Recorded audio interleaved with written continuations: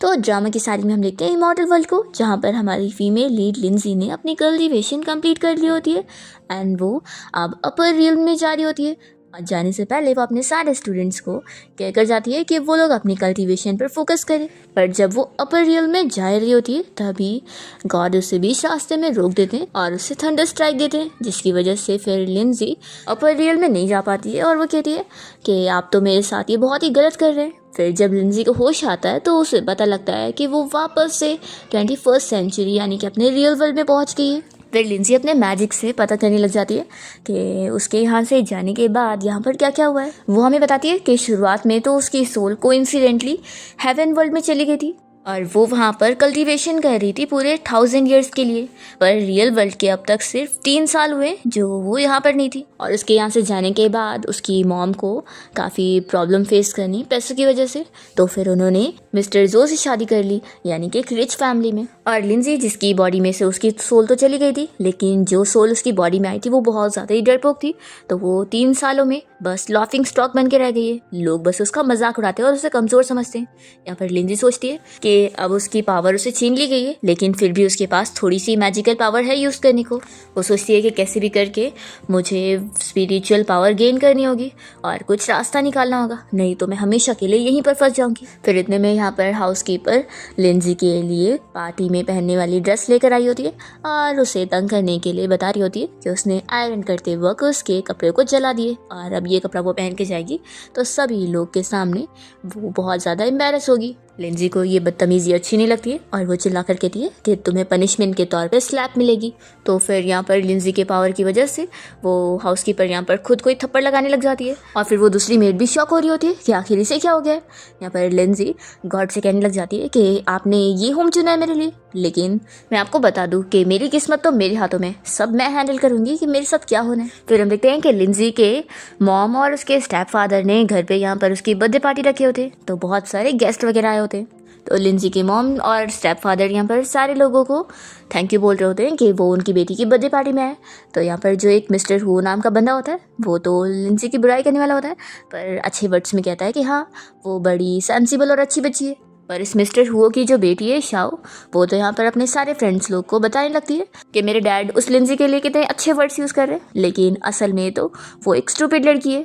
तो फिर ये सारी लड़कियाँ यहाँ पर पूछने लग जाती है कि क्या लिंजी सच में इतनी ज़्यादा ख़राब है। तो शाओ बताने लग जाती है कि शैन फैमिली के सारे बच्चे अच्छे, लेकिन लिंजी तो आखिर स्टेप मॉम की बेटी है ना, इसलिए ही वो इतनी ज़्यादा ही ख़राब है। ना उसके अंदर कोई टैलेंट है और ना वो पढ़ाई में अच्छी है, वो अभी भी हाई स्कूल के 2nd ईयर को रिपीट पढ़ रही है। तो ये सारे लोग मिलकर फिर लिंजी का मजाक बनाने लगते हैं कि सच में वो तो बहुत ही अगली और पुअर है, तभी तो उसे देखकर हम लोगों को भी अच्छा नहीं लगता। फिर शाओ कहने लग जाती है कि पता नहीं आखिर वो मेन कैरेक्टर यहाँ पर आई क्यों नहीं, लगता है उसे शर्म आ रही होगी और उसे भी फील हो रहा होगा कि वो एक शेमलेस लड़की है। तभी यहाँ पर जू से रोकने लग जाती है कि लिंजी के बारे में ऐसा मत बोलो, आखिर वो भी तो हमारी क्लासमेट है ना। तभी इतने में लिंजी यहाँ पार्टी में पहुँच जाती है और सारे लोग उसे देखते रह जाते हैं। फिर लिंजी यहाँ शाओ के सामने आती है और सीधा उसे एक थप्पड़ लगा देती है। तो शाओ को बहुत ही शौक लगता है और वो चिल्लाती है कि तुमने मुझे मारी। तो लिंजी कहती है कि हाँ तुम्हें ही मारी हूँ। फिर शाओ बहुत ही गुस्से में अपने डैड को चिल्लाकर बुलाती है और उन्हें बताने लगती है कि डैड देख लो कैसे इसने मुझे सभी के सामने मारी है और मेरी बेइज्जती करी है। तो यहाँ पर फिर शाओ के डैड उसकी साइड लेते हुए लिंजी को चिल्लाने लगते हैं और उसके फैमिली से भी कहते हैं कि यहाँ पर वो लोग गेस्ट हैं और उन लोगों की इस तरीके से बेइज्जती की जा रही है। वो तो कह देते हैं कि हमारी फैमिली कोई इतनी ज़्यादा ईजी नहीं है जिसे वो लोग इस तरीके से ट्रीट करें। लिंजी फिर जवाब में कहती है कि आपने मुझे तो बोल लिया, लेकिन क्या अपनी बेटी से पूछा? हमारी शैन फैमिली भी कोई इतनी मामूली नहीं है जो आप हमें बुली करेंगे। तुम्हारी इस बेटी ने मेरी बेइज्जती करी है, यानी कि शैन फैमिली की बेइज्जती करी है। और या कहीं ऐसा तो नहीं है कि ये तुम्हारी बेटी वही बोल रही है जो तुम बोलते होंगे? फिर तो लगता है आपकी हो फैमिली हमारी शैन फैमिली को बिल्कुल भी सीरियस नहीं लेते होंगे और हमें मामूली समझ रहे होंगे। फिर यहाँ पर सारे लोग इस बारे में बातें करने लगते हैं कि वो बिल्कुल सही कह रही है, लगता है वो फैमिली शैन फैमिली को कुछ समझ ही नहीं रहे और अगर ये मिस लिंजी के खिलाफ ऐसी झूठी रूमर फैलाएगी तो इसे थप्पड़ तो पड़ेगा ही ना। फिर यहाँ पर ये सब सुनने के बाद शाओ के डैड तुरंत ही उसे बोल देते हैं कि तुमसे गलती हुई है, तुम अभी इसी वक्त मिस लिंजी से माफ़ी मांगो। मैंने तुम्हें हमेशा से क्या सिखाया हूँ कि सभी के साथ रिस्पेक्ट से रहना चाहिए और तुम्हारी इसमें गलती है। तो वो मना करने लग जाती है तो उसके डैड चिल्ला कर कहते हैं कि अब भी माफ़ी मांगो। तो यहाँ पर फिर ये शाओ मुँह बनाते हुए लिंजी को सॉरी बोलने लगती है। तो लिंजी कहती है कि मैंने सुनी नहीं, ज़ोर से बोलो। तो फिर उसे फिर ज़ोर से वापस बोलना पड़ता है। यहाँ पर उसके डैड कह देते हैं कि मिस लिंजी को तुम्हें बर्थडे गिफ्ट देने के लिए स्टेज पर जाकर उनके लिए पियानो प्ले करना चाहिए ताकि उन्हें खुशी हो। ये सुनने के बाद शाओ मन में सोचती है कि अरे वाह, ये तो मेरे लिए अच्छा मौका है। यहाँ पर सब कोई जानता है कि ये लिंजी कोई काम की नहीं है, इसके अंदर कोई टैलेंट है ही नहीं, और अभी पियानो प्ले करके मैं सभी के सामने अपनी इज्जत भी बना लूंगी और इसकी बेइज्जती भी कर दूंगी, दोनों काम एक साथ। सच में मेरे डैड तो कितने ज़्यादा एक्सपीरियंस है। फिर वो लिंजी से कहती है कि ठीक है, मैं जाती हूँ स्टेज पर पियानो प्ले करती हूँ, लेकिन तुम्हें यहाँ का रूल पता है ना कि बर्थडे पार्टी गर्ल को भी कुछ ना कुछ टैलेंट दिखाना होता है, तो मेरे परफॉर्मेंस के बाद तुम्हें भी अपना परफॉर्मेंस दिखाना होगा। मुझे उम्मीद है कि तुम्हें आखिर कुछ ना कुछ तो आता ही होगा ना। ऐसा बोलकर वो हंसी जा रही होती है। फिर उसके डैड भी कहने लगते हैं कि मिस लिंजी, आप तो शेन फैमिली के मेंबर है ना, फिर तो मुझे भी यकीन है कि आपके अंदर बहुत सारे टैलेंट तो होंगे, तो आपको वो टैलेंट दिखाना चाहिए हम सभी ऑडियंस को एंटरटेन करने के लिए। लिंजी मान जाती है कि ठीक है, पहले जाकर तुम तो अपना परफॉर्मेंस दिखाओ। तो फिर शाओ जाती है और पियानो प्ले करने लगती है, पर उसने जो सॉन्ग चुनी होती है वो बीच में अटक जाती है और सोचती है कि मुझे डिफ़िकल्ट वाला चुनना ही नहीं चाहिए था। पर तभी जू भी उसके साथ बैठकर पियानो प्ले करती है और उसकी हेल्प कर देती है। तो शाओ जू को थैंक्स बोलने लगती है कि अच्छा हुआ मेरे पास तुम हो। तभी यहाँ पर लिंजी इस जू को देखते हुए अपनी मैजिकल पावर से पता लगा लेती है कि इस लड़की की लक तो बहुत ही ज़्यादा स्ट्रांग है, जैसे कि वो स्क्रिप्ट की फीमेल लीड हो। तभी तो ये शाओ उसके आसपास घूम रही है, उसके साथ रहकर उसका लक यूज़ करने के लिए। लेकिन मैं भी कोई कम नहीं हूँ, आखिर गॉड ने इसे फेवर किया तो क्या हुआ, मैं अपनी किस्मत खुद हैंडल करूँगी और कोई मुझे हरा नहीं सकता। फिर यहाँ पर शाओ पियानो प्ले करने के बाद लिंजी से कह देती है कि मेरा परफॉर्मेंस हो गया तो अब तुम्हारी बारी है, मैंने पियानो प्ले करी तो अब तुम डांस करोगी। तो ये हमारे बीच में डील हो गई। फिर वो तुरंत ही एक बहुत ही मुश्किल डांस का नाम बता देती है जिसे अब सभी के सामने उसे करना ही होगा।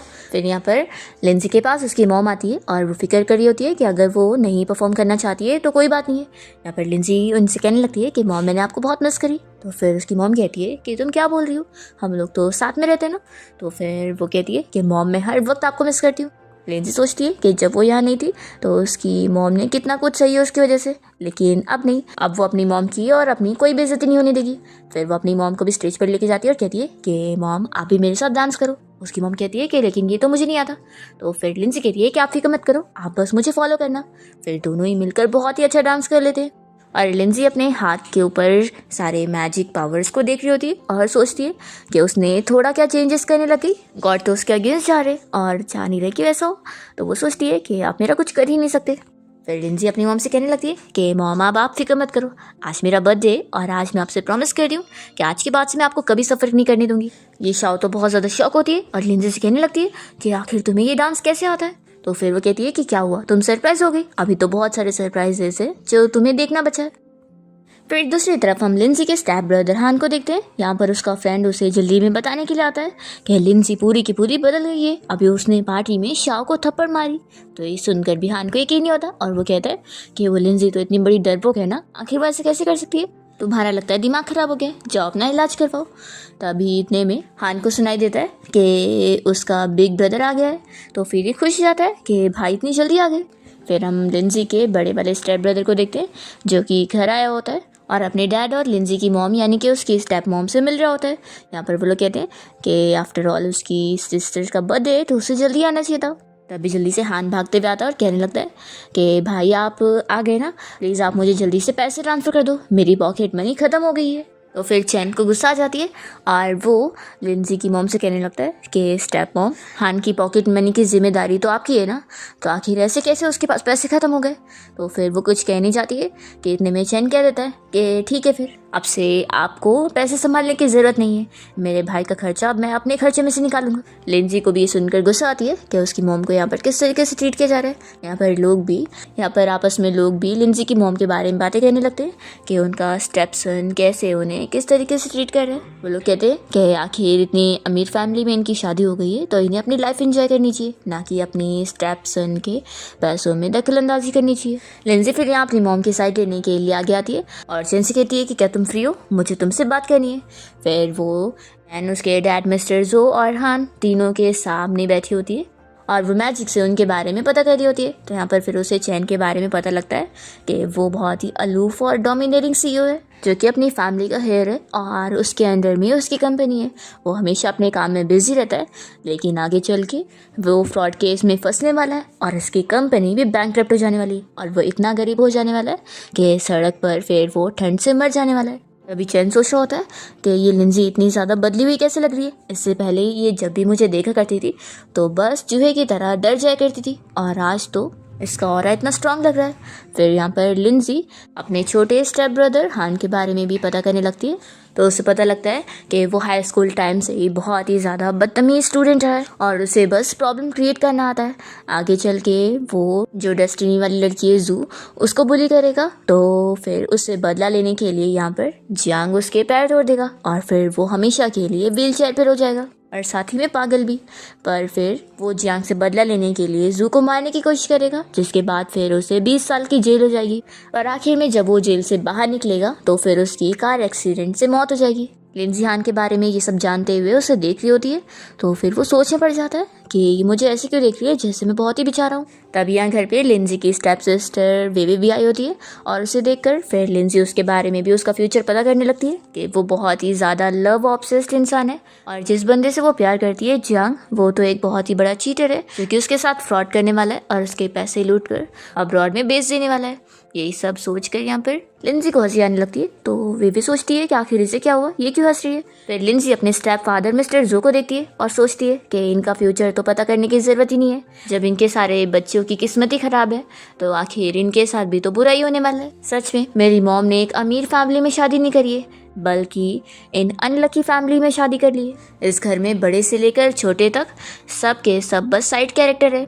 फिर लिंजी अपनी मॉम से कहती है कि मॉम कल सुबह हम लोग सिविल अफेयर्स ब्यूरो चलेंगे। तो उसकी मॉम पूछती है कि वहाँ पर चल के क्या करना है। तो लिंजी बताती है कि कल मैं आपका डिवोर्स दिलवाऊंगी ताकि हम दोनों शेन फैमिली को छोड़कर जा सके। तो ये सारे के सारे लोग शॉक हो जाते हैं। मिस्टर जू कहने लगते हैं कि तुम ये क्या बोल रही हो। तो लिंजी कहती है कि मैंने डिसाइड कर ली हूँ कि मैं अपनी मॉम को इस फैमिली से दूर लेके जाऊंगी। तो फिर उसके स्टेप फादर कहते हैं कि हम ठीक से बैठकर बात कर सकते हैं, आखिर क्या हुआ है जो तुम ऐसे डिवोर्स की बात कर रही हो। लिंजी की मॉम भी पूछने लगती है कि आखिर क्या हो गया, वैसी बातें क्यों कर रही है। हान और वे भी डिस्कस करने लगते हैं कि क्या ये पागल हो गई है। लिंजी कहती है कि मैं अपनी मॉम को इस फैमिली से दूर करना चाहती हूँ, इसलिए मुझे डिवोर्स दिलवाना है। फिर चैन यहाँ पर लिंजी से ये चीज़ क्लियर करने लगता है कि मैंने जो पार्टी में स्टेप मॉम को बोला था वो मैं मानता हूँ कि मैंने थोड़ा सही वर्ड नहीं यूज़ किया, लेकिन मेरा उन्हें परेशान करने का कोई मतलब नहीं था। मैं बस अपने छोटे भाई हान को सबक सिखाना चाहता हूँ कि ये ऐसे कैसे फालतू पैसे खर्च कर रहे हैं, तो इस वजह से इसकी पॉकेट मनी देने का जिम्मा मैंने लिया। तो फिर ये सुनते के साथ ही हान पूछता है कि भाई आप मुझे पॉकेट मनी नहीं देना चाहते। लिंजी इस बारे में सोचने लगती है कि 3 सालों में जब वो यहाँ पर नहीं थी तो उसके स्टेप फादर ने उसकी मॉम की केयर करे, लेकिन उनके जो ये तीनों बच्चे ये तीनों के तीनों विलेन हैं जो कि बहुत ही अनलकी भी है। वो सोचती है कि लेकिन अब मैं यहाँ से जा भी नहीं सकती हूँ क्योंकि गॉड ने मुझे वहाँ से बैनिश करके यहाँ पर भेज दिए और मैं यहाँ से जाने की कोशिश करूँगी तो भी नहीं जा पाऊँगी। लिंजी की मॉम तो उसे मनाने लगती है कि अभी वो जो सोच रही है वो सब सोचना छोड़ दे। तो फिर लिंजी भी कहती है कि ठीक है अभी के लिए मैं भूल जाती हूँ, और वो मन में सोचने लगती है कि वैसे मुझे वापस से हेवन रियल में जाने के लिए कुछ ना कुछ करना होगा। तो क्या पता अगर मैं इन सभी की किस्मत चेंज कर दूँ तो शायद हेवन रियल में जाने का जो सील है वो भी टूट जाएगा और मेरा काम भी हो जाएगा। फिर वो यहाँ पर इन लोगों से कहती है कि क्यों ना तुम हान की पॉकेट मनी देने का काम मुझे दे दो, मैं इसे मैनेज करूँगी। आई थिंक 20,000 इसकी मंथ की पॉकेट मनी बिल्कुल ठीक रहेगी। वैसे भी ये और मैं सेम क्लास में, तो मैं इसके ऊपर पूरे वक्त पे नज़र रख सकती हूँ कि ये क्या करेगा क्या नहीं। तो फिर चैन इसके लिए मान जाता है और हान शॉक होकर कहता है कि भाई आप इसकी बात कैसे मान गए। यहाँ पर लिंजी तो फिर खुश हो जाती है। फिर जब लिंजी सो रही होती है तो उसे हेवन की तरफ से आवाज़ आती है कि वो कितना भी किसी की भी किस्मत चेंज करने की कोशिश करे वो कुछ नहीं कर पाएगी क्योंकि रूल्स को बदला नहीं जा सकता। फिर नेक्स्ट डे लिंजी स्कूल जाने के लिए निकल रही होती है एंड तभी यहाँ पर उसके हाथ एक जेड लग जाता है, जिसे छूते ही उसे बहुत सारी अलग अलग पावर का एहसास होता है और वो समझ जाती है कि शायद ये चीज़ काम की हो सकती है और शायद इसका यूज़ करके वो हेवन तक जाने का रास्ता बना सकती है और सील को तोड़ सकती है। फिर स्कूल आने के बाद जब लिंजी यहाँ क्लास में होती है तो वो जू को देखकर सोचती है कि ये इतनी ज़्यादा लकी लड़की भी मेरी क्लास में, तो क्या ये कोई कोइंसिडेंस है या फिर गॉड की तरफ से अरेंजमेंट है। सच में ये तो बहुत ही इंटरेस्टिंग हुआ। आज जो इन लोगों ने टेस्ट दिए होते हैं, शाओ उसके ऊपर लिंजी का मजाक उड़ाने लगती है कि तुम्हारा IQ लेवल तो इतना कम है, देखना तुम फिर से फेल हो जाओगी। पर तभी जब यहाँ पे टेस्ट के रिजल्ट आते हैं तो ये लड़का यहाँ पर जो पेपर बांट रहा होता है वो शाओ को बताता है कि फेल तो तुम हुई हो और उल्टा लिंजी के तो परफेक्ट स्कोर है। तो ये सुनने के बाद इसे तो शौक लगता है और वो कहती है कि ऐसा कैसे हो सकता है। फिर वो गुस्से में यहाँ लिंजी का पेपर देखने के बाद तुरंत ही चली जाती है। फिर इस क्लास में हान भी बैठा होता है और वो बहुत ज़्यादा गुस्सा हो रहा होता है एक लड़की के ऊपर और सोच रहा होता है कि आज वो अपने फ्रेंड के साथ मिलकर क्लास के बाद उससे फाइट करने जाएगा। लिंजी जब ये सुनती है तो फिर वो चिल्लाती है कि अच्छा तो तुम क्लास में बैठकर यहाँ पर बुरे बुरे वर्ड्स बोल रहे हो, तो अब तुम्हारी पॉकेट मनी से 2000 कट है। ये सुनते के साथ ही उसका फ्रेंड को तो हंसी आ रही होती है और हान कहने लग जाता है कि मेरे भाई ने तुम्हें पॉकेट मनी देने का काम दे दिया, इसका ये मतलब नहीं है कि तुम जो चाहे वो कर लोगी। लिंजी कहती कि ठीक है तुम मुझसे भी बदतमीजी करोगे, अब तो 2000 और कटे। तो ये सुनकर वो और शॉक हो जाता है और फिर वो कुछ बोल ही नहीं पाता लिंजी को। इसके बाद हान अपने फ्रेंड के साथ मिलकर फाइटिंग करने जाने के लिए निकल रहा होता है और इन लोगों ने डंडा तैयार रखे होते हैं उस लड़के को मारने के लिए। तभी यहाँ पर लिंजी पहुँच जाती है और वो इसे चिल्लाती है कि अच्छा तो तुम फाइट करने जा रहे हो। वो उसके फेस का हाल देख कर कहती है कि देख लो कितना मार खाए हुए हो, कितना यूजलेस हो तुम, ऐसे बोल के वो जा रही होती है। तो फिर हान कहता है कि अगर तुम इतनी ज़्यादा अच्छी हो तो क्यों ना तुम फाइट करके दिखाओ। लिंजी कहती है कि ठीक है फिर चलो फाइट करने। तो फिर हान और उसका फ्रेंड जल्दी से उसके पीछे जाते हैं। फिर ये तीनों जाकर एक कैफ़े में बैठकर इंतज़ार कर रहे होते हैं उन्हीं लड़कों का जिनसे हान और उसके फ्रेंड को फाइट करना है। फिर जैसे ही वो लोग आने लगते हैं तो हान कहता है कि चलो उठो फाइट करने चलना है। तो लिंजी फिर इन दोनों को ही बैठने बोलती है और जब वो सारे यहाँ से चले जाते हैं तो फिर हान कहता है कि आखिर इसका क्या मतलब है, तुमने ही बोली कि हम फाइट करेंगे और आप पीछे हट रही हो। तो फिर वो कहती है कि आखिर फाइट करने के लिए हमें चलने की क्या ज़रूरत है, हमारा काम ऐसे ही हो जाएगा। वो उसे जूस दिखाकर हान को इशारा करती है। तो फिर हान कहता है कि क्या सच में वही करना पड़ेगा। लिंजी कहती है कि मैंने बोली ना जाओ करो। तो फिर हान ग्लास लेकर जाने लग जाता है और जांग भी खड़ा होता है पीछे जाने के लिए। तो फिर लिंजी इसे मैजिक से बैठा देती है और कहती है कि तुम बस बैठ के तमाशे देखो। तो वो मन में सोचता है कि क्या मैं खुद की मर्जी से बैठा हूँ। हम देखते हैं कि हान जाता है और जो गुंडे यहाँ साथ में बैठकर गेम्स खेल रहे थे उनके ऊपर वो जूस डाल देता है और फिर वो लोग उसको ये मारने के लिए पीछे पड़ जाते हैं। तो भागते हुए उन्हीं लड़कों के सामने आ जाता है और उन सभी से कहता है कि अगर तुम लोगों के अंदर दम है तो मेरे सारे ब्रदर से फाइट करो। तो फिर इसके जो सारे दुश्मन लड़के होते हैं वो लोग चैलेंज कर देते हैं कि हम फाइट कर लेंगे। तो यहाँ पर फिर इन सारे गुंडों को भी गुस्सा आती है कि ये छोटे छोटे बच्चे उनसे फाइट करेंगे। फिर दोनों ग्रुप्स के बीच में फाइट होने लग जाती है और हान यहाँ फिर आके कुर्सी पे बैठ जाता है और ये तीनों मिलकर बस मज़े में फाइटिंग एंजॉय कर रहे होते हैं। यहाँ पर हान का फ्रेंड तो उसकी तारीफ़ करने लगता है कि उसने तो कितना कमाल कर दिया, बिना हाथ लगाए भी उसने फाइटिंग शुरू करवा दिया। तो फिर हान अपनी तारीफ सुन के खुश होता है। यहाँ पर फिर लिंजी दोनों को खड़ा होने बोलती है और फिर दोनों को समझाने लगती है थ्योरी कि फ़ाइट करने के लिए हमेशा हाथ पैर यूज़ करने की ज़रूरत नहीं है, दिमाग लगा के भी फाइट की जा सकती है। फिर यहाँ पर हान और इसका फ्रेंड तो लिंजी की फ़ैन हो जाते हैं। लिंजी कहती है कि चलो अब हम घर चलते हैं। तो फिर वो लोग उसके पीछे जाते हैं।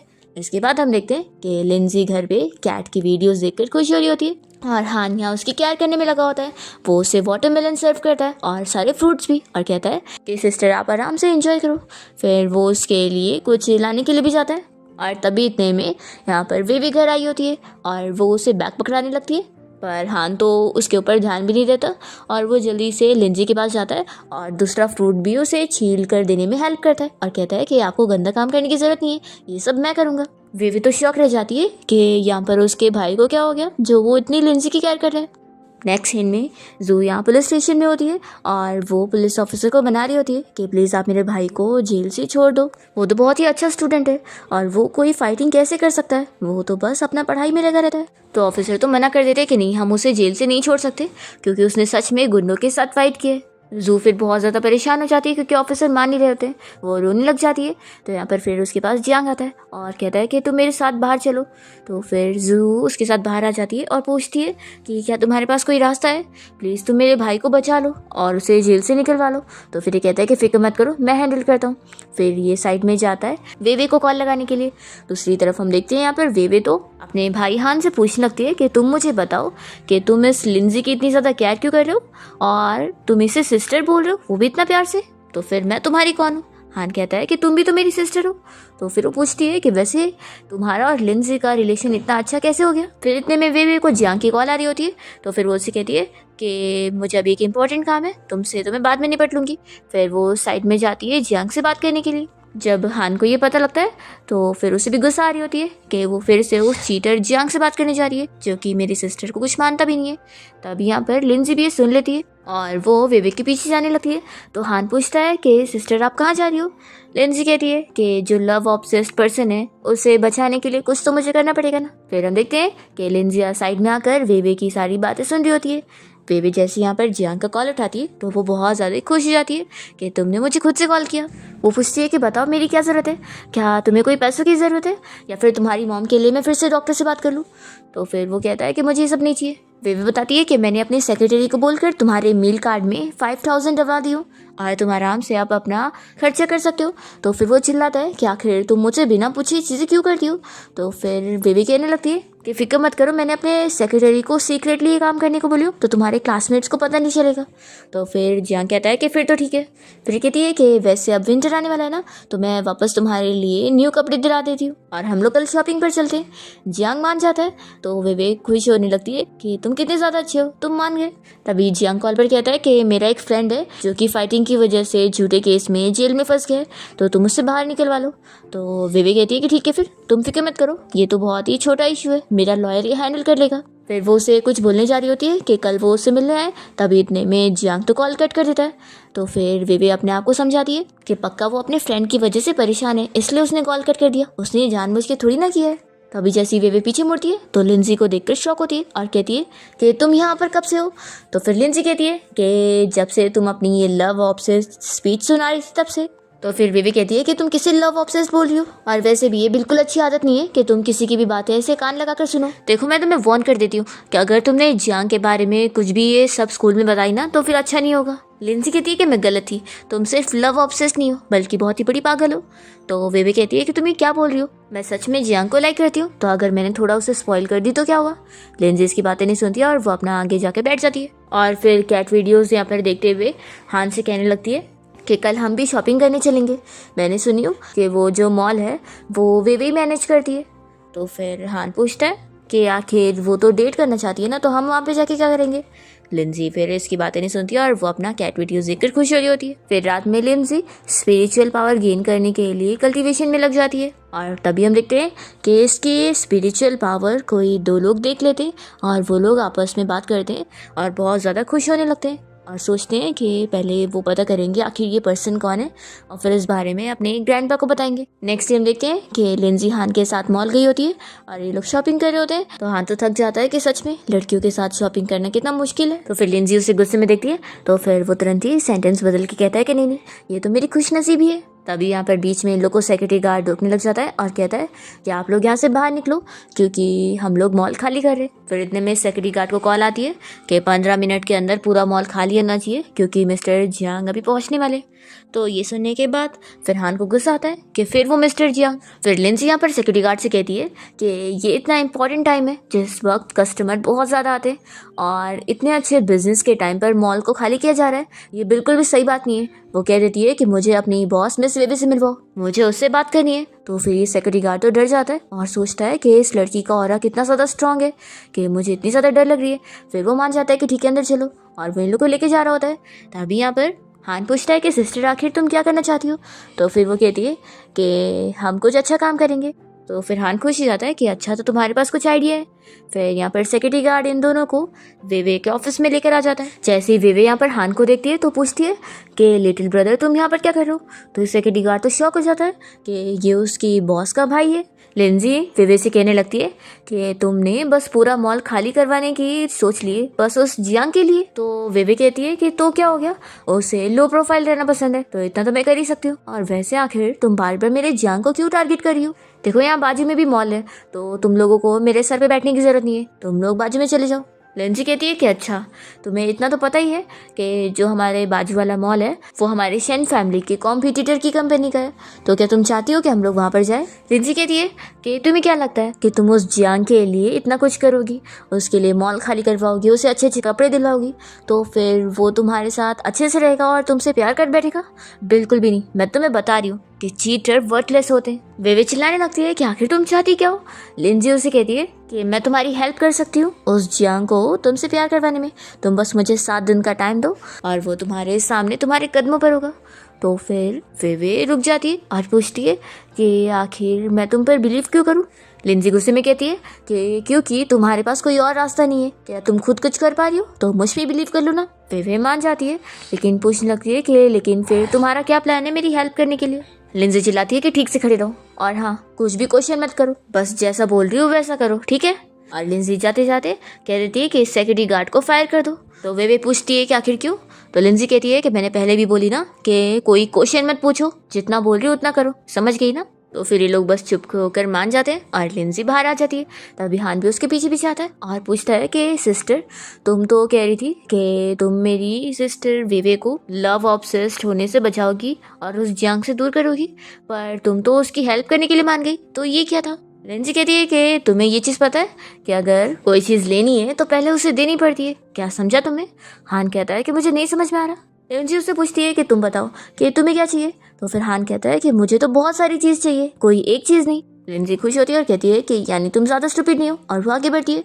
फिर हान खुद ही समझने की कोशिश करता है तो उसे समझ आता है कि एक बार अगर वेवे को हान मिल जाएगा तो फिर वो उसे चाहना छोड़ देगी। फिर हम देखते हैं कि जियांग जू को लेकर साथ में यहाँ मॉल आया होता है और ये लोग देखते हैं कि पूरी पब्लिक तो घूम रही है। तो फिर जू कहने लगती है कि मॉल तो क्लियर हो चुका होना चाहिए था ना, तो ये क्या है। तो जियांग कहता है कि रुको। फिर वो साइड में जाता है और वेवे को कॉल लगाता है और वो अपना काम कर रही होती है तो उसका कॉल उठाने में लेट करती है। तो ये सोचता है कि वो तो हमेशा मेरा तुरंत कॉल उठाती थी, तो अब क्या हो गया।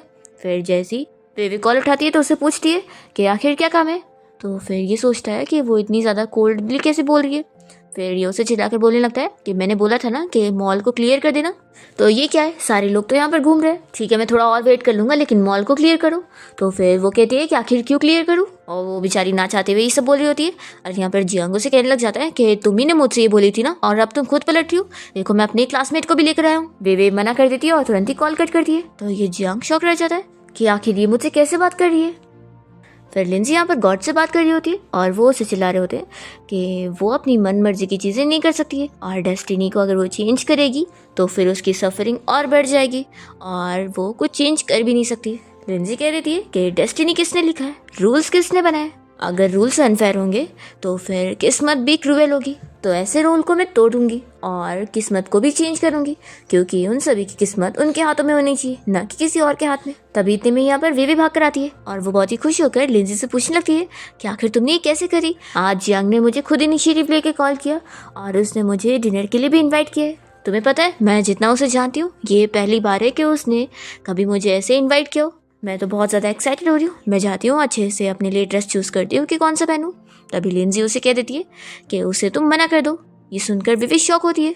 लिंजी कह देती है कि जियांग को तुम डिनर डेट के लिए मना कर दो और मेरी अरेंज की हुई ब्लाइंड डेट पर जाओ। तो फिर विवी कहती है कि जिस लड़के के साथ तुम मुझे ब्लाइंड डेट पर भेज रही हो इसकी और मेरी लास्ट टाइम झूठी रूमर्स फैली थी और फोटो भी कि मेरा इसके साथ डेटिंग स्कैंडल चल रहा है। लिंजी कहती है कि जैसा कह रही हो वैसा करो, नहीं तो तुम्हारी पुरानी सारी मेहनत वेस्ट जाएगी। तो फिर वेवे को ना चाहते हुए भी मानना पड़ता है और वो कहती है कि ठीक है मैं तुम जैसा बोल रही हो वैसे ही करूँगी। फिर वो जाने लगती है और वापस से लिंजी से पूछती है कि तुम श्योर तो हो ना कि मुझे यही करना पड़ेगा। तो लिंजी तो कह देती है कि मैं बोल रही हूँ ना, और हाँ डेट को बीच में छोड़ कर नहीं जाना, चाहे जो हो जाए। फिर लिंजी के कहने पर वे अपने ब्लाइंड डेट के साथ यहाँ रेस्टोरेंट में डिनर करने जाती है। तब यहाँ पर वेटर आया होता है और उसे देखकर ये शॉक रह जाती है कि वो कोई और नहीं जियांग है। वो कहती है कि तुम यहीं पे पार्ट टाइम जॉब करते हो। तो जियांग कहता है कि मिस वेवे तुम तो बड़ी चालाक निकली, तुम मुझे कह रही थी कि तुम बिजी हो और तुम तो यहाँ पर अपने रूमर बॉयफ्रेंड के साथ डेट कर रही हो। वेवे उसे बनाने के लिए उसके पीछे जाने को करती है तो उसे याद आता है कि लिंजी ने उसे बोली थी कि चाहे जो हो जाए उसे डेट को बीच में छोड़कर नहीं जाना है। लेकिन ये सोचती है कि जियांग मुझसे इतना गुस्सा होकर चला गया है, तो अगर मैंने उसे कुछ एक्सप्लेन नहीं करी तो फिर वो मुझे गलत समझ लेगा, और फिर अगर उसने कभी मुझसे बात नहीं किया तो क्या होगा। वो सोचती है कि नहीं, मैं लिंजी की नहीं सुन सकती हूँ, और वैसे भी वो तो यहाँ पर है भी नहीं तो उसे पता भी नहीं चलेगा। और फिर ये जल्दी से डेट को बीच में छोड़कर जियांग को ढूंढने जाती है। यहाँ हम देखते हैं कि जियांग तो बाहर आकर खड़ा हो जाता है और 3, 2, 1 करके सोच रहा होता है कि वो अभी तक आई नहीं। पर तभी यहाँ पर विवेक से मनाने के लिए पहुंच जाती है तो ये तो मन ही मन बड़ा खुश हो जाता है। विवेक से कहने लगती है कि मेरी बात सुनो, देखो तुमने जैसा देखा है ना वैसा कुछ भी नहीं है। तो जियांग मन में सोचता है कि ये तो कितनी बड़ी इडियट है, मुझे तो लगा था कि ये सच में मुझे भूल चुकी है, लेकिन ऐसा बिल्कुल नहीं है। ये तो बस बाहर वालों की नज़र में एक बहुत ही बड़ी अच्छी बिजनेसमैन है और बहुत ही स्ट्रांग है, लेकिन ऐसी है नहीं। जियांग से कहता है कि आखिर तुम यहाँ पर क्या कर रही हो, अपनी डेट कंटिन्यू करने नहीं चाहोगी। तो फिर वो कुछ बोलने वाली होती है कि इतने में उसे कॉल आ जाती है और उसकी असिस्टेंट उसे कॉल पर बताती है कि कंपनी में प्रॉब्लम आ गई है, उसकी जो जनरल मैनेजर की पोजीशन है वो खतरे में, और उसके खिलाफ ये ईमेल भेजने वाला कोई और नहीं बल्कि चेयरमैन है, उन्होंने पर्सनली ईमेल भेजे। वे शॉक होकर कहती है कि आखिर उसका रीज़न क्या है। तो फिर असिस्टेंट बताती है कि उसका रीज़न ये है कि उसने जो बिना कोई परमिशन के बिना मॉल को खाली करवाई थी और कस्टमर को भेज दी थी, तो इसलिए कस्टमर्स ने कंप्लेन करे और इस वजह से कंपनी का स्टॉक प्राइस भी गिर गया, तो इससे काफ़ी ज़्यादा प्रॉब्लम आ गई है। तो फिर यहाँ वे तो काफ़ी शॉक हो जाती है और वो कुछ बोल ही नहीं पाती। तभी इतने में जियांग से कहे जा रहा होता है कि तुम जैसे लोग बड़े चालाक होते हैं जो बस हम जैसे ऑर्डिनरी पर्सन को बस मंकी की तरह समझते होंगे। देखो जाओ जाओ, तुम्हें कुछ एक्सप्लेन करने की ज़रूरत नहीं है, तुम अपनी डेटिंग एंजॉय करो। तभी विवे उसे चिल्लाती है कि चुप बैठो, और फिर वो कॉल पर अपनी असिस्टेंट से कहती है कि मैं अभी वहाँ पर आ रही हूँ, और ये जल्दी से यहाँ से चली जाती है। तो जियांग तो बस शॉक रह जाता है। फिर इसके बाद हम देखते हैं कि वे कंपनी में अपना काम करने आ जाती है और वो याद कर रही होती है कि वो अपने डैड से मिलने गई थी और उन्होंने उसे बहुत डांटा था और एक लास्ट मौका दिया है कि अगर 1 महीने के अंदर उसने अच्छे से डिटेल उन्हें एक्सप्लेनेशन नहीं दी और अपना इम्प्रूवमेंट नहीं दिखाई तो फिर वो उसे कंपनी के काम से निकाल देंगे और फिर उसे शादी करनी पड़ेगी। तो फिर ये मेहनत से यहाँ पर काम करने में लगी होती है। तभी इतने में इसे जियांग कॉल कर रहा होता है, तो फिर एक गुस्से में उसका कॉल कट करती है कि ये तो मुझे परेशान करने में लग गया, और अपना फ़ोन नहीं वो स्विच ऑफ कर देती है। तो ये देखकर हान तो बड़ा खुश हो जाता है और लिंजी से कहने लगता है कि सिस्टर आप तो बड़ी कमाल की हो, ऐसा मैं पहली बार देख रहा हूँ कि मेरी सिस्टर वेवे ने उस जियांग का कॉल कट करी हो, सच में आपने कैसे करी है। तो लिंजी हान से पूछती है कि तुम्हें क्या लगता है कि ये हर बार जियांग की रिक्वेस्ट क्यों मान जाया करती थी। तो फिर हान कहता है कि वो हैंडसम है इसलिए, लेकिन नहीं, वो तो मुझसे भी ज़्यादा हैंडसम थोड़ी ना है। तो लिंजी कहती है कि वो इसलिए क्योंकि ये बहुत ज़्यादा पहले फ्री थी। जब इंसान फ्री होता है तो वो कुछ गलत कर जाता है जिसका बाद में फिर उसे भरपाया करना ही पड़ता है। तो हान कहता है कि फिर क्या मेरी सिस्टर का जो पागल ब्रेन था वो अब ठीक हो चुका है। तो लिंजी कहती है कि अभी पूरी तरीके से नहीं, पूरी तरीके से ठीक करने के लिए अभी मुझे कुछ और भी करना होगा। तो हान तो बड़ा एक्साइटेड हो रहा होता है। फिर नेक्स्ट सीन में हम देखते हैं कि लिंजी अपनी फैमिली के साथ कोई बहुत बड़ी पार्टी में गई होती है और यहाँ पर लिंजी इस बारे में सोच रही होती है कि जियांग के साथ अब बहुत ही ज़्यादा खास चीज़ें होने वाली है और ये तो अब उसकी लाइफ का टर्निंग पॉइंट होगा जब उसके ग्रैंडपा सभी के सामने उसे अपनी फैमिली का वारिस बना देंगे, जिसके बाद फिर तो वो और भी ज़्यादा स्ट्रांग हो चुका रहेगा। वो सोचती है कि सच में हेवन कितने ज़्यादा अनफेयर है। फिर यहाँ पर हान और उसका फ्रेंड दोनों आए होते हैं और हान का फ्रेंड लिंजी को सिस्टर बोल रहा होता है। तो हान कहता है कि तुम आखिर मेरी सिस्टर को सिस्टर क्यों बोल रहे हो, ये मेरी सिस्टर है। लिंजी कहती है कि ये सब बाद में, अभी अंदर चलो। फिर ये सभी लोग अंदर आ जाते हैं और तभी हान जब जियांग से टकरा जाता है तो उसे देखकर पूछता है कि तुम यहाँ पर क्या कर रहे हो। जियांग कहता है कि अच्छा तो तुम लोग यहाँ पर आ सकते हो और मैं नहीं आ सकता। और जियांग तो मन में सोच रहा होता है कि आज उसके ग्रैंडपा सभी के सामने उसे अपनी फैमिली का वारिस बनाने वाले हैं, तो आज तो उसके लिए बहुत ही स्पेशल डे और इन लोगों के मुंह पे स्लैप है। और फिर जियांग अपना आगे बढ़ जाता है। तभी इतने में यहाँ पर विवे भी आई होती है और वो जियांग को देखकर सोच रही होती है कि मैं तो काम में इतना लग गई थी कि मैं तो जियांग के बारे में भूल ही गई और उसका मैंने कॉल भी नहीं उठाई थी। तभी लिंजी से कहती है कि तुम मेरे साथ चलो, तुम्हें जियांग का दिल जीतना है ना। तो फिर हान और विवे इसके पीछे जाते हैं। तभी हम देखते हैं कि जियांग के पास जू आई होती है और उसे जल्दी से साइड में लेकर आता है बात करने के लिए। यहाँ पर जूर होते हुए उसे बताती है कि उसका भाई अभी भी जेल से छूटा नहीं है और उल्टा पुलिस ऑफिसर ने बताया कि उसके भाई के खिलाफ केस फाइल हो रहा है। तो फिर ये रो रो कर उसे कह रही होती है कि तुमने कहा था कि तुम मेरी हेल्प करोगे, तो आखिर अभी तक तुमने कुछ किया क्यों नहीं। तो फिर ये उसे संभाल रहा होता है कि तुम रो मत, मैंने उस वेवे को बोला था पर पता नहीं उसने हेल्प क्यों नहीं की। सच में मुझे उस पर बिलीव करना ही नहीं चाहिए था, लेकिन तुम फिक्र मत करो, मैं तुम्हारा बॉयफ्रेंड हूँ तो मेरी जिम्मेदारी है तुम्हारी फैमिली की केयर करना। यहाँ पर वेवे लिंजी और हान के साथ मिलकर ये सब देख रही होती है और उसे बहुत ज़्यादा ही शौक लगता है। वो सोचती है कि यानी ये मेरा नहीं बल्कि किसी और का बॉयफ्रेंड बन के घूम रहा था। सच में अच्छा हुआ मैंने लिंजी की बात सुनकर यहाँ पर आ गई, नहीं तो मुझे तो इसकी असलियत पता ही नहीं लगती। फिर हान को भी गुस्सा आ रही होती है कि ये तो 2 टाइमिंग्स कम बैक निकला। वो वेवे से कहने लगता है कि सिस्टर तुम्हें इसे जाकर सबक सिखाना चाहिए। फिर वेवे गुस्से में जाती है इस जियांग को सबक सिखाने के लिए और वो गुस्से में सीधा उसे थप्पड़ लगाती है और उसे चिल्लाती है कि आज मुझे तुम्हारी असलियत पता लग गई, मैंने तुम्हें अब तक कितना अच्छा समझी हुई थी। वो इसे गुस्से में चिल्लाते हुए अपनी सारी भड़ास निकाल लेती है और इन लोगों को पुश करते हुए चली जाती है। तो जियांग तो बस शॉक रह जाता है। जूई से कहने लगती है कि आखिर वो तुम्हें कैसे मार के गई है, ऐसे कैसे वो तुम्हें फेस पे मार सकती थी। जियांग को गुस्सा आता है और वो सोचता है कि बस एक बार मेरे ग्रैंडपा मेरी आइडेंटिटी पब्लिकली अनाउंस करे, फिर देखना उसे कैसे रिग्रेट होगा। फिर जियांग के जो ग्रैंडपा होते हैं वो सभी पब्लिक के सामने कहने लगते हैं कि आज वो एक स्पेशल अनाउंसमेंट करने वाले हैं। तो ये जियांग तो बड़ा खुश हो रहा होता है। तभी इतने में हान यहाँ पर आकर लिंजी और वेवे को इस बारे में बता रहा होता है कि ये जियांग तो अपनी फैमिली का नाजायज बेटा निकला जिसे उसके ग्रैंडपा अब अपना वारिस बनाने वाले हैं। इसलिए हान को तो गुस्सा आ रही होती है कि अब हम क्या करेंगे। तभी इतने में यहाँ पर जियांग की मॉम आ जाती है और वो उनसे पूछता है कि मॉम आप यहाँ पर क्या कर रही हो। तो फिर वो कहती है कि तुम्हारा स्पेशल डे है तो मैं यहाँ पर नहीं होंगी तो कैसे चलेगा। तभी यहाँ पर सारे लोग जियांग की मॉम के बारे में बातें कर रहे होते हैं कि वो सच में कितनी ज़्यादा ख़राब लेडी है और यहाँ फैमिली का नाम ख़राब करने के लिए वो यहाँ पहुँच गई है।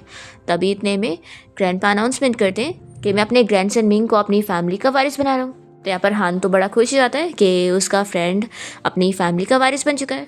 फिर यहाँ पर लिंजी से गॉड इस बारे में बात करने लगते हैं कि वो जो ये स्टोरी में चेंजेस कर रही है ना, इसका अंजाम बुरा होगा, ये दुनिया ख़त्म हो जाएगी। लिंजी तो कह देती है कि अगर आपके ये सारे रूल्स किसी इनोसेंट पर्सन को सेक्रीफाइस करना है तो मैं कह दूंगी कि मैं इस गेम को रुइन करने वाली हूँ। इन सब की किस्मत इनके हाथों में, ना कि मेरी और ना कि आपके हाथों में। जियांग तो शौक रह जाता है कि उसके ग्रैंडपा ने उसे वारिस बनाया नहीं। तो फिर उसकी मम कहने लगती है कि बेटा तुम्हें क्या हुआ। तो वो कहता है कि मुझे हाथ मत लगाओ, आपकी वजह से तो मैं बर्बाद हो चुका हूँ। फिर हम देखते हैं कि लिंजी अपना जारी होते हैं और जैसे वो कार में बैठने लगती है तो हान का फ्रेंड मिंग यहाँ पर आकर उसे थैंक्स बोल रहा होता है। तो हान पूछता है कि तुम मेरी सिस्टर को किस लिए थैंक्स बोल रहे हो। तो फिर मिंग कहता है कि इसलिए क्योंकि सिस्टर की वजह से ही आज मैं वारिस बन पाया हूँ। जैसा कि सिस्टर ने बोला था कि हमें कभी भी दिमाग से फाइट करना चाहिए तो मैंने सेम वैसे ही किया। मुझे पता था कि अगर मैं यहाँ पर जियांग की मॉम को लेकर आ जाऊँगा तो काम बन जाएगा। तो हान कहता है कि सच में तुम तो बड़े चालाक निकले। फिर लोग जब घर आ जाते हैं तो वे हान से पूछती है कि आखिर लिंजी ने मेरी हेल्प क्यों की। तो फिर हान कहता है कि ऑफ कोर्स इसलिए क्योंकि हम फैमिली है। फिर वे लिंजी को थैंक्स करने लगती है और से कहती है कि क्या तुम मुझे स्टूपिड समझती होंगी कि मैं एक ऐसे चीटर से प्यार कर रही थी और उसे अच्छा समझ रही थी। तो लिंजी कहती है कि नहीं, इसमें तुम्हारी कोई गलती नहीं है, तुम ये बताओ कि क्या तुम अभी भी उसके प्यार में पागल हो। तो फिर वे कहती कि बिल्कुल नहीं, अब मुझे उसका सच पता लग गया और मैं कभी उस बंदे से प्यार कर ही नहीं सकती। लेकिन अब मुझे ये भी एहसास हो गया कि अगर कोई मुझे नहीं पसंद करता है तो उसमें मेरी गलती है। तो फिर लिंजी इसे इस बारे में समझाती है कि फेरिस को इस बात की फिक्र नहीं करनी चाहिए कि फालतू इंसान उनके बारे में क्या सोचते हैं। तो ठीक है, आप फालतू ओवर थिंकिंग मत करो। ऐसा बोलकर लिंजी चली जाती है। तो वे बहुत ज़्यादा खुश हो जाती है और हान से कहने लगती है कि उसने मुझे फेरी बोली, ये कितना अच्छा कॉम्प्लीमेंट है। और वो खुश होकर चली जाती है। तो हान सोचता है कि ये क्या चल रहा है, मेरी सिस्टर की प्यार में पागल होने वाली बीमारी ठीक हो गई, तो लगता है इसे कहीं दूसरी बीमारी तो नहीं हो गई। फिर नेक्स्ट डे ये सभी ब्रेकफास्ट करने जा रहे होते हैं और यहाँ पर वे लिंजी के लिए बहुत ही स्पेशल वाला सैलेड बना के लेकर आती है और कहने लगती है कि सिस्टर ये लो टेस्ट करो। तो फिर यहाँ पर लिंजी के स्टेप फादर को शौक लग रहा होता है कि ये उनकी बेटी को क्या हो गया। वो सोचते हैं कि आखिर क्या इसने गलत दवाई ले ली है। तभी यहाँ पर हान कहने लगता है कि डैड मेरी दोनों सिस्टर्स कितनी ज़्यादा अच्छी है। तो फिर ये सुनने के बाद भी डैड शॉक हो जाते हैं कि इसने भी कोई गलत मेडिसिन ले ली है। तभी चैन यहाँ गुस्से में लिंजी और हान दोनों को डांटने के लिए आता है और उनसे कहता है कि तुम लोग मेरे साथ बाहर चलो। एक्चुअली में उसे स्कूल से इस इंसिडेंट के बारे में पता लग गया होता है कि लिंजी और हान ने मिलकर कुछ लड़कों की गुंडों के साथ फाइट करवाए थे। और इस बात पर चैन इन लोग को चिल्ला रहा होता है, खास करके हान को। वो उसे एक थप्पड़ मार कर कहता है कि सच में तुमसे बेहतर तो घर के डॉग है, कम से कम वो सुनते तो है। तो यहाँ पर फिर हान को बुरा लग जाता है और वो कहता है कि भाई तुम बिल्कुल सही कह रहे हो, मैं इस घर का कचरा ही हूँ। तो फिर यहाँ पर चैन और गुस्से में फिर उसे मार रहा होता है और उसे चिल्ला रहा होता है कि उसने बस थोड़ा उसे डांटा क्या, वो इतनी बदतमीजी कर रहा है। चैन से थप्पड़ लगा देता है तो हान को फिर बहुत ही ज़्यादा गुस्सा आ जाता है और वो अपने आप को कंट्रोल करते हुए यहाँ से गुस्से में चला जाता है। लिंजी फिर इस चैन को समझाने लगती है कि उसने हान के बारे में कुछ जाना भी नहीं, कि उसकी गलती थी भी कि नहीं, और उसने उसे मारना शुरू कर दिया। तो फिर ये कहता है कि मैं अपने भाई को सिखा रहा हूँ तो तुम बीच में क्यों बोल रही हो। तो फिर लिंजी इसे इस बारे में समझाती है कि जैसा वो हान को समझ रहा है वैसा कुछ भी नहीं है, और उल्टा उसने तो खुद से फाइटिंग भी नहीं किया है, क्योंकि वो सारे लड़के उसे मारने के पीछे पड़े थे, तो इस वजह से उसे अपने लिए फाइट बैक करना पड़ा। वो चैन को अच्छे से समझा देती है कि उसने हान को कितना गलत समझा, और फिर यहाँ से वो इसे बातें सुनाकर चली जाती है। फिर रात में जब लिंजी अपने कल्टीवेशन में लगी होती है तब इतने में फिर से उसकी गॉड से बात होती है और वो उन्हें चिल्ला रही होती है कि वो तो उसके पीछे पड़े हुए। तो यहाँ पर फिर वो उसे समझाने लगते हैं कि वो चाहे जो कर ले, सब चीज़ों को चेंज करने की वो कुछ नहीं कर पाएगी और उल्टा सब बर्बाद हो जाएगा, उसकी मेहनत कोई काम नहीं आएगी। लिंजी कहती है कि ऐसा क्या, फिर वो उनके ऊपर अटैक करने की कोशिश करती है। फिर नेक्स्ट डे हम देखते हैं कि कंपनी के बाहर बेबे को यहाँ जियांग मनाने के लिए आ जाता है और कहता है कि अब तुम मुझसे गुस्सा होना छोड़ दो। वो तुरंत ही उसे नीचे बैठकर माफ़ी मांगने लगता है और उसे कहता है कि मैं तुम्हें कितना लाइक करता हूँ, मेरी गर्लफ्रेंड बन जाओ। तो फिर बेबे से दूर करती है और चिल्लाती है कि तुम पूरे पागल हो चुके हो। तो ये मन में सोचता है कि आखिर ये प्रिटेंड क्या कर रही है, आखिर ये यही तो चाहती थी ना। ये मन में सोचता है कि अब तो जू ने भी मुझे छोड़ दिए और मेरी फैमिली को भी मेरी कोई पड़ी नहीं है और मुझे अपनी मॉम के इलाज के लिए भी और पैसे चाहिए, इसलिए मुझे अभी भी इसे फूल बनाकर अपनी साइड लेके रखना ही होगा, तभी तो ये इडियट की तरह मुझ पे पैसे उड़ाएगी। पर यहाँ बेबे तो उसे चिल्ला देती है और कहती है कि तुम कितने ज़्यादा लालची इंसान हो, एक साइड पे तुम मुझे रिजेक्ट कर रहे थे और दूसरे साइड पे मुझसे ही पैसे लेकर अपनी उस क्लासमेट को डेट कर रहे थे। क्या तुमने मुझे कंप्लीट इडियट समझा हुआ है जो मैं तुम्हारी बातों में आऊँगी। देखो मैं तुम्हें बता दूं कि मैं पहले ज़रूर ब्लाइंड थी, लेकिन अब नहीं, अब मुझे तुम्हारी सारी असलियत पता है और मैं तुम्हें देखना नहीं चाहती हूँ, इसलिए यहाँ से चले जाओ, वो भी बहुत दूर जाना, क्योंकि तुम्हें देख कर ही मुझे वॉमिटिंग आ रही है। लिंजी और हान तो बहुत ज़्यादा खुश हो जाते हैं और हान कहने लगता है कि मुझे तो लगा था कि मेरी सिस्टर सच में इसके जाल में वापस फंस जाएगी, लेकिन अच्छा है मेरी सिस्टर ने तो इसे अच्छा सबक सिखाई। फिर जैसे ही वे लिंजी को देखती है तो जल्दी से उसके पास आ जाती है और खुश होकर कहती है कि फाइनली तुम यहाँ मेरी कंपनी आई हो, चलो अंदर चलो, मैं तुम्हें अपनी कंपनी दिखाती हूँ। और वो लिंजी की तारीफें करने लगती है और कहती है कि तुम कोई गॉड हो क्या, मेरे लिए तो तुम सच में गॉड हो। फिर लोग जैसे यहाँ पर कंपनी के अंदर आते हैं तभी इतने में सामने से कोई अंकल जाते हुए वेवी को भी धक्का देते हुए जाता है। तो यहाँ पर वेवी कहती है कि जाने दो, वो असल में फाइनेंस डिपार्टमेंट के होंगे और क्योंकि उन्हें बॉस की तरफ से डांट मिली है इस वजह से ही उनका मूड ख़राब होगा। तो हान तो याद करने लगता है कि सच में उसके भाई ने भी सीधा उसे कैसे थप्पड़ लगाया था। तो वो कहता है कि हाँ भाई तो बहुत ही डरावने हैं, आखिर उनके नीचे जो भी बंदे काम करते होंगे वो कितने ज़्यादा परेशान हो जाते होंगे और उनका तो दिल करता होगा मरने का। लिंजी सुनते ही फिर अपने मैजिक पावर से पता लगाने लगती है और उसे पता लग जाता है कि ये जो बंदा गया था मैनेजर जैंग, असल में अब ये चैन से बदला लेने के लिए जियांग के साथ हाथ मिलाने वाला है और फिर वो दोनों मिलकर कंपनी के सीक्रेट्स लीक करेंगे, जिससे फिर चैन की कंपनी बैंकरप्ट हो जाएगी। तो इसलिए लिंजी सोच रही होती है कि नहीं, उसे सबसे पहले तो इस मैनेजर जैंग को रोकना होगा ताकि वो अपनी जान लेने ना जाए। तब यहाँ पर लिंजी को गॉड कहने लग जाते हैं कि वो क्या सोचती है कि वो शैन फैमिली की किस्मत बदल देगी, वो ऐसा नहीं कर सकती। फिर लिंजी इन लोगों से कहती है कि जल्दी से मेरे साथ चलो।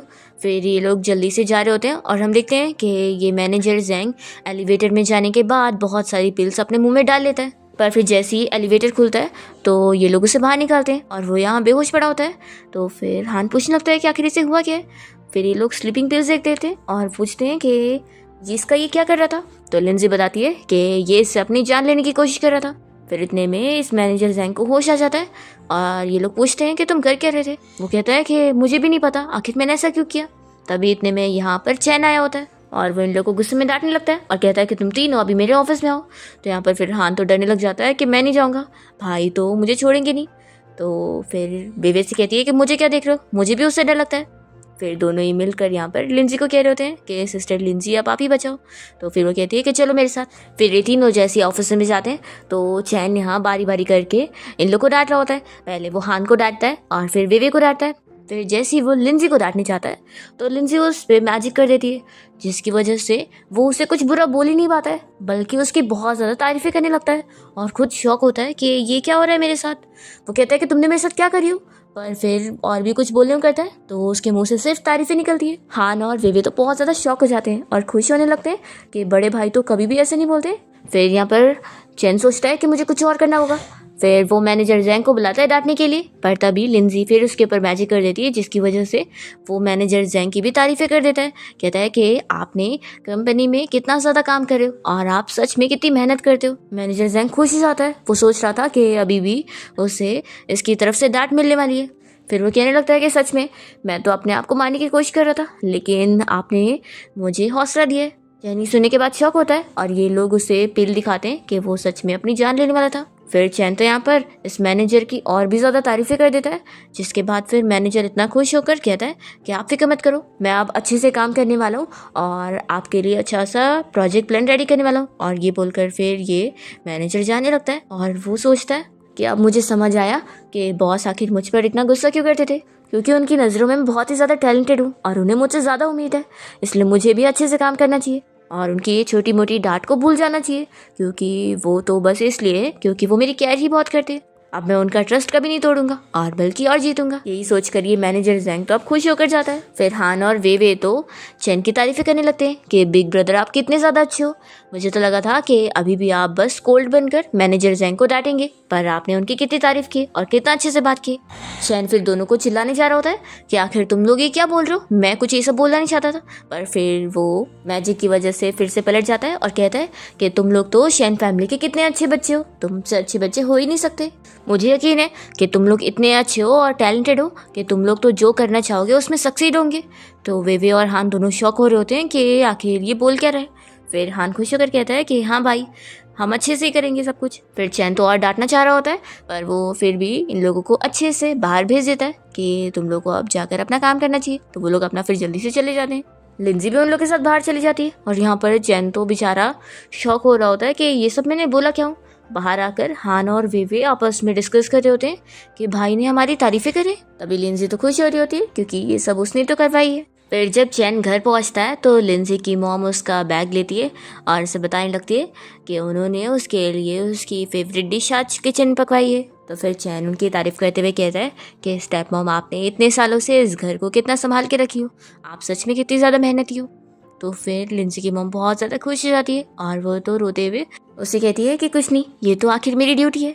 फिर यहाँ पर चैन तो बस सोच रहा होता है कि वो अपने वर्ड्स को कंट्रोल ही नहीं कर पा रहा है और बस अच्छे अच्छे वर्ड्स बोल रहे हैं। फिर लोग जब यहाँ खाने के लिए बैठते हैं तो चैन तो मॉम को खाना भी सर्व करता है, तो वो बड़ी खुश होती है। और फिर यहाँ पर हान और वेवे भी कहने लग जाते हैं कि भाई क्या हमें नहीं मिलेगा। तो फिर वो उन दोनों को भी देता है और अपने डैड को भी खाना सर्व करता है। तभी लिंसी कहती है कि लाओ मुझे भी दो।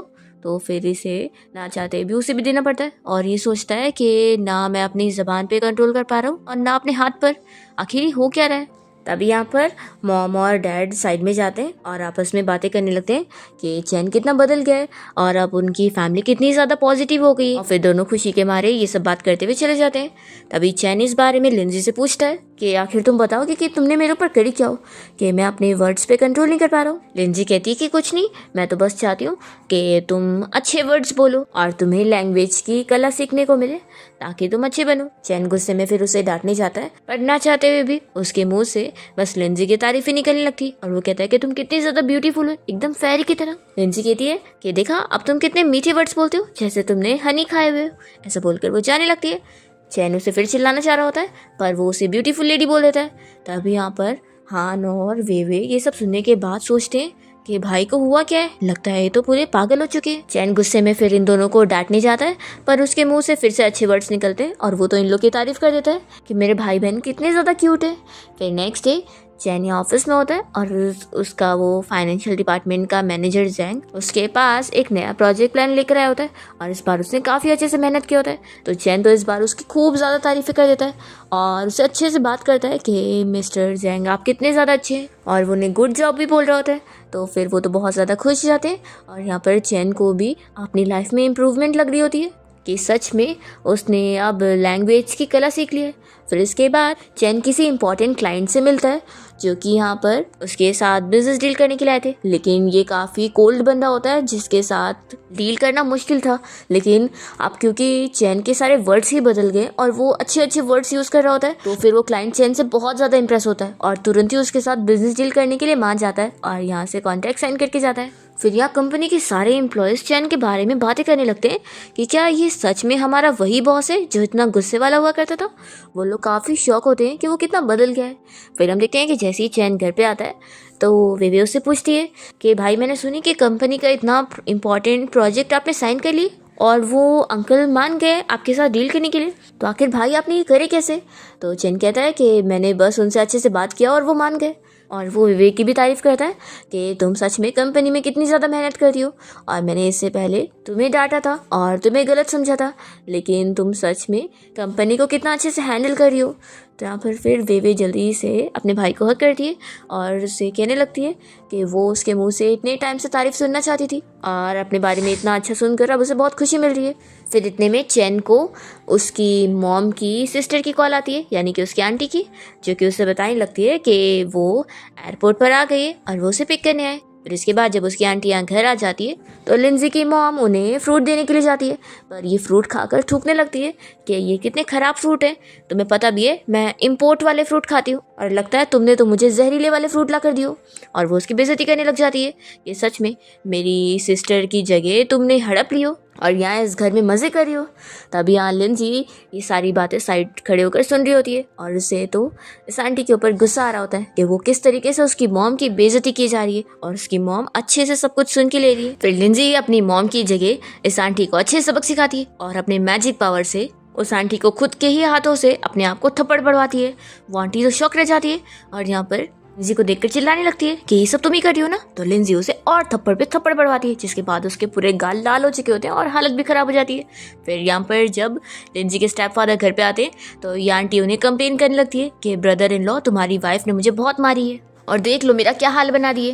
तो स्टेप फादर तो बिल्कुल नहीं मानते, उन्हें अपनी वाइफ पर पूरे यकीन होता है कि वो इतनी जेंटल और काइंड है, वो ऐसे कभी तुम पर ऐसे हाथ उठा ही नहीं सकती, वो किसी पर नहीं हाथ उठाती है। हान वेवे और चैन भी मिलकर यहाँ पर लिंजी की मॉम पर यकीन करते हुए कह रहे होते कि हमें स्टेप मॉम पर बिलीव है, वो ऐसा कर ही नहीं सकती, वो तो बहुत अच्छी है। पर ये आंटी मान ही नहीं रही होती है और इल्ज़ाम लगाए जा रही होती है।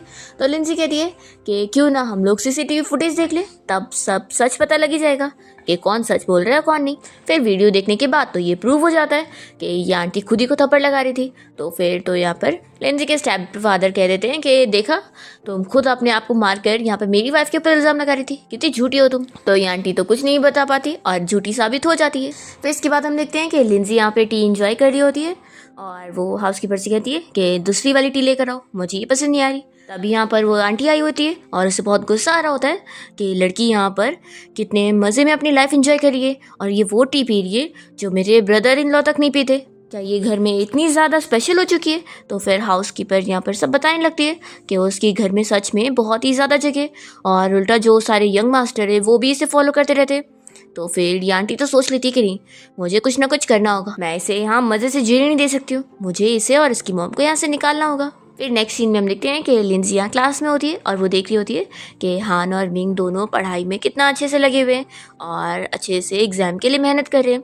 फिर कुछ दिन बाद एग्ज़ाम आ जाता है और ये लोग एग्ज़ाम भी अच्छे से सभी देते हैं और फिर फाइनली जब एग्ज़ाम के रिजल्ट आए होते हैं तो ये लोग बोर्ड में अपना अपना मार्क्स चेक करने के लिए जाते हैं और हान और उसके फ्रेंड मिंग को तो बहुत ज़्यादा शौक लग रहा होता है और यहाँ पर लिंजी इन दोनों को देखकर स्माइल कर रही होती है। फिर कुछ दिन बाद जब ये लोग घर आ जाते हैं तो घर पे यहाँ आंटी ने अपनी बेटी और साथ ही में अपनी बहुत सारी फ्रेंड्स को भी लेकर आई होती है और आंटी तो यहाँ पर अपनी बेटी की बहुत ज़्यादा तारीफ़ें कर रही होती है कि उसने कितने अच्छे मार्क्स लेकर आई है और वो बातों बातों में यहाँ पर लिंजी और शाओ के मार्क्स जानना चाह रही होती है और कह रही होती है कि उन लोगों ने तो ज़रूर अच्छे मार्क्स लाए नहीं होंगे। यहाँ पर वो लिंजी की मॉम से कहती है कि आपकी बेटी को कितने स्कोर मिले।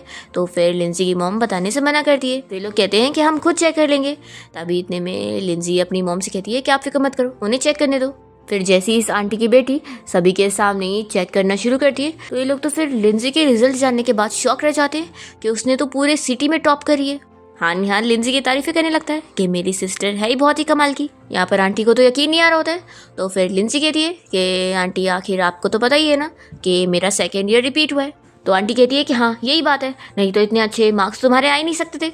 तो फिर हान कहता है कि अगर ऐसा होता तो क्या मेरी सिस्टर ऐसे टॉप करती। आंटी देखो अब आप जेलस हो गई हो तो मेरी सिस्टर की बुराई करना बंद कर दो। तो फिर आंटी कहने लग जाती है कि तुम्हारी सिस्टर ने अच्छे मार्क्स ले आई तो क्या हुआ, तुम तो पढ़ाई में अच्छे नहीं हो ना, और तुमने तो ज़रूर फेल होकर अपने अच्छे रंग दिखाए होंगे। तो हान भी हंसने लग जाता है और कहता है कि मैं ऑलरेडी पास हो चुका हूँ और मेरे पूरे 600 मार्क्स हैं। फिर हमें फ्लैशबैक में दिखाते हैं कि उस दिन बोर्ड में मार्क्स देखकर यहाँ पर हान और उसके फ्रेंड बिंग को बहुत ज़्यादा खुशी मिल रही होती है कि दोनों ने ही 600 स्कोर करके एग्ज़ाम पास कर लिए और लिंजी ने तो टॉप करिए। तो ये लोग उसके साथ मिलकर खुश हो रहे होते हैं। इसी के साथ ही फ्लैशबैक खत्म होता है और यहाँ पर आंटी को अब बहुत ज़्यादा बुरा लग रहा होता है कि इन दोनों ने ही उसकी बेटी से ज़्यादा अच्छे मार्क्स लेकर आए। फिर नेक्स्ट सीन में हम देखते हैं कि ये आंटी और इसकी बेटी आपस में मिलकर इस बारे में प्लान बना रहे होते हैं कि वो लोग कैसे लिंजी को इस घर से निकलवाएंगे। फिर रात में हम देखते हैं कि लिंजी यहाँ कल्टीवेशन कर रही होती है और वो फिर से गॉड से बात करनी चाहती है और उसे पता लग जाता है कि उस आंटी और उसकी बेटी को असल में इन्होंने भेजा था उसका सारा प्लान खराब करने के लिए और उसे परेशान करने के लिए। तो फिर वो कहते हैं कि तुम तो ज़्यादा स्मार्ट निकली लेकिन तुम कुछ नहीं कर पाओगी और मेरे रूल्स को ब्रेक करने की हिम्मत तुम नहीं कर सकती हो। तो फिर वो अपनी मैजिक पावर का यूज़ करती है और उन्हें यहाँ से गायब कर देती है और कहती है कि ये जगह मेरी है तो रूल्स भी मेरे चलेंगे। फिर नेक्स्ट सीन में हम उसी ब्रदर और सिस्टर को देखते हैं जो कि लिंजी की तरह ही स्पिरिचुअल पावर वाले, और उन्हें उसकी पावर का एहसास हो जाता है। तो वो लोग फिर पता लगाना चाह रहे होते हैं कि वो है कौन। ये लोग को इतना तो अंदाज़ा हो जाता है कि इस शहर में 4 जो पावरफुल फैमिलीज़ हैं उन्हीं में से कोई है। तो फिर ये लोग एक पार्टी रखते हैं जिसमें उन चारों फैमिलीज़ को लोगों को बुलवाते हैं। तो लिंजी भी अपनी फैमिली के साथ इस पार्टी में पहुंचती है और वो अपने ब्रदर हान से कहने लगती है कि मैंने सुनी हो कि इस फैमिली के लोग भूत पकड़ लेते हैं, तो ये कितना इंटरेस्टिंग है। इस पार्टी में तो वो आंटी अपनी बेटी को भी लेकर पहुंच जाती है और ये तो यहाँ पर रोने धोने का नाटक करके इस मिस शीन को अपनी साइड ले लेती है और उसे ये बताती है कि एक लड़की है जो कि असल में डीमन है और वो उसे परेशान करने पे तुली हुई है। तो फिर मिस शीन कहती है कि तुम फिक्र मत करो, मैं तुम्हारी हेल्प करूँगी। वो इस बारे में अपने ब्रदर को बताती है और दोनों मिलकर फिर उस डीमन को ढूंढना चाह रहे होते हैं। तभी शाओ यहाँ पर आकर जानबूझ के लिंजी के ऊपर वाइन गिराने वाली होती है। तो लिंजी अपने पावर की मदद से उसकी वाइन उसी के ऊपर ही गिरा देती है। तो यहाँ पर फिर उन लोगों को फील होता है कि जैसे कि लगता है यही वो डीमन है। फिर एक कजिन लिंजी को अपनी बातों में ले जाकर उसे एक बीच रास्ते में खड़ा करती है जहाँ पर एक मैजिक वाला सर्कल होता है जिसमें से लिंजी बाहर ना आ पाए, और वो यहाँ पर सभी लोगों को बुला लेती है और कहती है कि देखो ये एक मॉन्स्टर है। तभी ये इसमें कैद हो चुकी है। फिर यहाँ पर इस सर्कल के अंदर कोई भी नहीं जा पा रहा होता है। हान कितना जाने की कोशिश करता है पर वो कुछ नहीं कर पाता। फिर यहाँ पर वो ब्रदर और सिस्टर आ जाते हैं और वो लोग लिंजी को डीमन समझते हुए उसके ऊपर अटैक करना चाह रहे होते हैं और कह रहे होते हैं कि वो सच में डीमन है तभी तो बाहर नहीं आ पा रही है। तो लिंजी फिर उन लोग को बाहर आके दिखाती है। ये लोग फिर भी मानने के लिए तैयार नहीं होते और लिंजी के ऊपर अटैक करने की कोशिश करते हैं, पर तभी यहाँ पर इन दोनों ब्रदर और सिस्टर के ग्रैंडपा आ जाते हैं जो कि लिंजी के सामने उसे रिस्पेक्ट देते हुए नील डाउन करने लग जाते हैं और अपने दोनों इन ग्रैंड चिल्ड्रन को भी नील डाउन करने के लिए बोलते हैं। तो इन लोग को करना ही पड़ता है और यहाँ पार्टी में आए हुए सारे लोग शौक रह जाते हैं। फिर यहाँ पे ग्रैंडपा तो अपने गार्ड्स की मदद से इस आंटी और इसकी बेटी को यहाँ से निकलवा देते हैं और फिर इसके बाद लिंजी यहाँ पर इस ग्रैंडपा और इनके दोनों ग्रैंड चिल्ड्रन से अकेले में बात करनी चाहती है। यहाँ पे ग्रैंडपा इन लोग को बताते हैं कि लिंजी तो इनकी मास्टर है। फिर लिंजी ग्रैंडपा से बात कर रही होती है कि वो कैसे उनके पुराने पूर्वज को भी जानती है और फिर वो यहाँ पर इनके दोनों ग्रैंड चिल्ड्रन को भी माफ़ कर देती है उनकी गलती पर और इन तीनों को ही वो अपनी पावर देती है जिसकी वजह से उन तीनों को ही फ़ायदा होता है। फिर लिंजी जब यहाँ अपनी फैमिली के घर आती है तो वो लोग उसे सेफ देखकर खुश होते हैं। लिंजी के स्टेप फादर तो उससे बहुत ही इंप्रेस हो चुके होते हैं और कहने लगते हैं कि क्या वो उन्हें भी कल्टीवेशन करना सिखाएगी। तो ये कहती है कि आपके लिए थोड़ा मुश्किल है लेकिन शायद फिर भी आप सीख जाओगे। तो फिर वो तो बड़े खुश हो जाते हैं। नेक्स्ट सीन में हम देखते हैं कि ये मेड यहाँ पर आंटी को कंपनी की कोई इन्फॉर्मेशन दे देती है लीक करने को और ये आंटी फिर कोई कॉम्पिटिटर कंपनी के पास ये इन्फॉर्मेशन लेकर गई होती है पर उल्टा उसका ही नुकसान हो जाता है। तो वो इस आंटी को चिल्लाता है कि तुमने मुझे झूठी इन्फॉर्मेशन दी। फिर वो यहाँ मेड को कॉल करके चिल्ला रही होती है पर यहाँ मेड को तो ऑलरेडी लिंजी ने पकड़ के रखी थी क्योंकि उससे पहले से पता चल गया था कि ये बंदी चुपके से कंप्यूटर में से कुछ चुराने की कोशिश कर रही थी। तो लिंजी ने पहले ही सारी इन्फॉर्मेशन को हटा दी थी ताकि वो कंपनी की कुछ भी चीज़ें लीक कर ही ना पाए। नेक्स्ट सीन में हम देखते हैं यहाँ पर विवे को, जो कि अपने कंपनी में होती है, एंड यहाँ जियांग उसके पैर पकड़ के सभी के सामने उसे मनाने की कोशिश कर रहा होता है कि वो अब उसे एक और चांस देने के लिए मान जाए और उसकी गलतियों पे उसे माफ़ कर दे। पर विवे तो इसकी बात बिल्कुल नहीं मानती है और इससे अपना पैर छुड़ाते हुए वो तुरंत ही लिंजी के पास आती है और उसे कहती है कि हम लोग चलते। तभी यहाँ इस जियांग के अंदर उसी गॉड की सोल आई होती है और वो लिंजी से फिर से आर्ग्यूमेंट कर रहा होता है कि आखिर वो क्या सोचती है कि वो सब बदल देगी। तो यहाँ पर लिंजी अपने पावर से फिर से उससे फाइट करती है और उसे यहाँ से भगा देती है। फिर जियांग जब यहाँ होश में आता है तो इसके पास जू आई होती है और वो फिर से इसे अपने भाई के लिए मना रही होती है। तो इसे तो फिर ये बहुत चिल्लाता है और कह देता है कि अब मेरा तुमसे कोई वास्ता नहीं है, तुम्हारी वजह से मैं ऑलरेडी बर्बाद हो चुका हूँ, तुम्हारी वजह से वो वे भी मुझे छोड़ के चली गई और अब मेरे पास कोई पैसा नहीं है, कोई सपोर्ट नहीं है और तुम तो मेरी कोई काम की भी नहीं हो। अच्छा ये कि तुम्हारा भाई हमेशा जेल में चढ़े, तुम लोग यही लायक हो। और इसे धोखा देकर ये जियांग यहाँ से चला जाता है। फिर नेक्स्ट सीन में आंटी की बेटी यहाँ पर अपने किसी रिच बॉयफ्रेंड को लेकर आती है इन लोगों की फैमिली को हराने के लिए और इन्हें सबक सिखाने के लिए। पर यहाँ सिर्फ लिंजी की वजह से फिर से ये लोग इतनी बड़ी प्रॉब्लम से बच जाते हैं और इनकी कंपनी को भी कोई नुकसान नहीं होता है। और लिंजी यहाँ पर इस कजिन और इसके बॉयफ्रेंड दोनों को ही सबक सिखाती है और इन लोगों को यहाँ से निकलवा देती है। फिर सभी फैमिली मेंबर्स लिंजी से बहुत ही ज़्यादा खुश होते हैं। रात में लिंजी का भाई उसके रूम में उसे कुछ बात करने आता है और तभी वो उसे कल्टीवेशन करते हुए देख लेता है कि वो हवा में कैसे उड़ रही है। वो बहुत ही ज़्यादा डर जाता है और जल्दी से रूम से बाहर निकलता है और उसे भूत कहने लगता है। फिर यहाँ पर फैमिली के बाकी मेंबर्स भी आ जाते हैं और सारे लोग यहाँ पर लिंजी से डरने लग जाते हैं और कह रहे होते हैं कि वो हर बार ही इतनी अजीब अजीब सी हरकतें करती है और पता नहीं क्या क्या पावर यूज़ करती है।